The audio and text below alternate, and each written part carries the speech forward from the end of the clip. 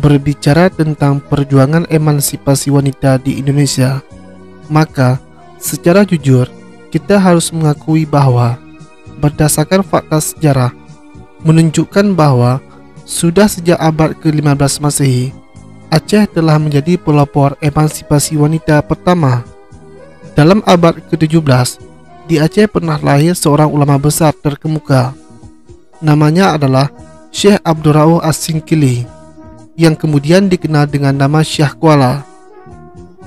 Ia adalah seorang ulama ahli fikih dan ahli tasawuf yang beraliran Satariyah serta bermazhab ahli sunnah wal jamaah. Ia pernah menjabat sebagai seorang Qadhi Malikul Adil, Mufti Besar Kerajaan Aceh Darussalam pada masa Sultanah Sabihaduddin Tajuh Alam, Sultanah Nurul Alam Naqiyatuddin, dan Sultanah Zakiyatuddin Inayat Shah.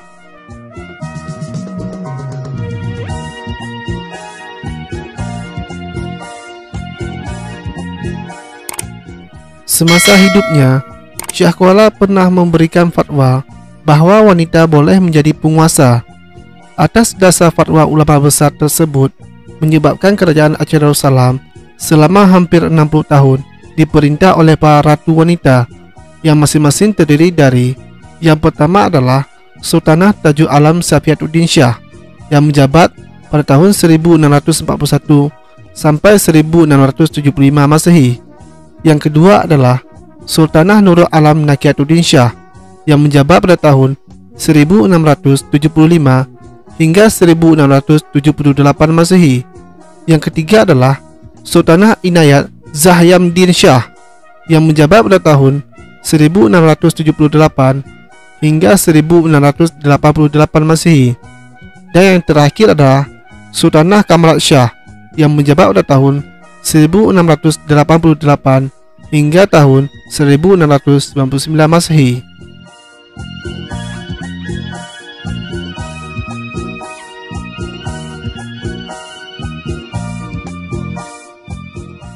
Akan tetapi, sebelum kerajaan Aceh Darussalam, dalam abad ke-14 Masehi, Aceh sudah pernah diperintah dan memiliki ratu atau sultanah. Misalnya Puteri Lindung Bulan, yang juga disebut sebagai Puteri Si Kande Negeri. Ia adalah puteri Raja Muda Setia yang memerintah negeri Benua Tamil atau negara bagian dari kerajaan Islam Perlak dalam tahun 1353 hingga 1398 Masehi.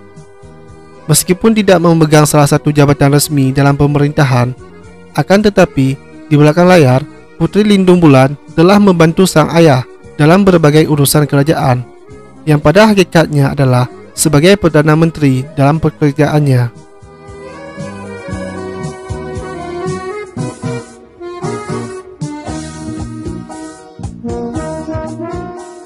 Dalam sejarah Aceh, kita mengenai nama Ratu atau Sultanah Nahrasyah Rawangsa Khadiyu.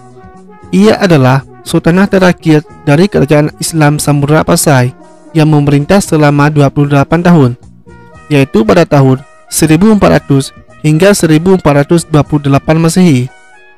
Sesudah Pahang jatuh ke tangan Aceh, yaitu pada tahun 1617, Puteri Pahang yang bernama Puteri Kamalia dijadikan permaisuri oleh Sultan Iskandar Muda. Kemudian, ia menjadi penasihat Sultan selain sebagai permaisuri raja. Ia sangat bijaksana dan menjadi termasyhur dengan nama Putera Pang.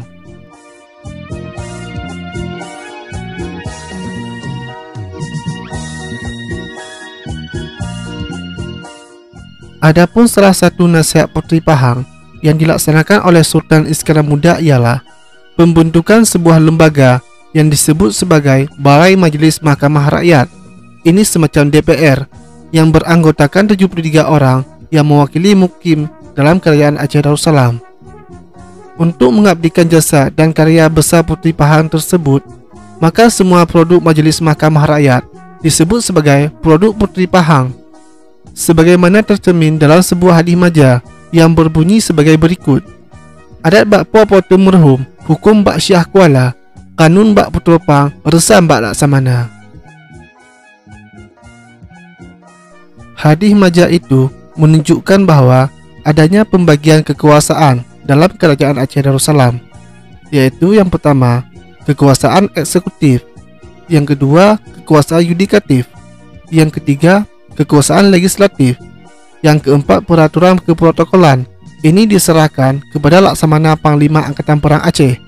Dan yang kelima adalah antara adat, kanun, dan resam tidak boleh dipisahkan dari hukum, yaitu ajaran Islam. Hadis Majah ini menjadi falsafah hidup orang Aceh, di mana terdapat 3 nama tetap dalam ingatan, yaitu Iskandar Muda, Shah Kuala, dan Putra Pang. Perlu dicatat di sini bahwa pada masa pemerintahan Ratu Safiatuddin dan Sultan Iskandar Sani, 17 dari 73 anggota Balai Majelis Mahkamah Rakyat terdiri dari wanita.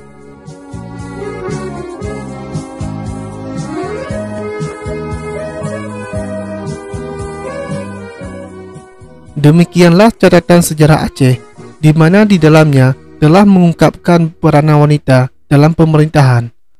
Di samping itu, Aceh juga memiliki panglima-panglima perang dan pejuang wanita yang gagah berani, seperti misalnya Laksamana Malahayati, Tengku Pakinah, Cuk Nyakdin, Cuk Mutia, Pocuk Murah Intan, dan Pocuk Barin. Dari fakta sejarah tersebut membuktikan bahwa pelaksanaan emansipasi di Aceh telah berlangsung dalam praktek sejak lama, yaitu sejak abad ke-15, bukan lagi dalam slogan perjuangan ataupun teori.